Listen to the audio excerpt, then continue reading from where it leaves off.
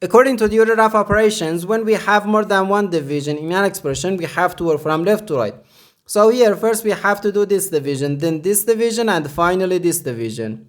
So first this 7 divided by 7, which equals 1. So 1 divided by 7, and again divided by 7. Now we have to do this division. 1 divided by 7 can be written as 1 over 7. Then divided by 7. Now, according to the KCF rule, K stands for keep, C stands for change, and F stands for flip. We can write keep the first fraction, change division to multiplication, and flip the second fraction.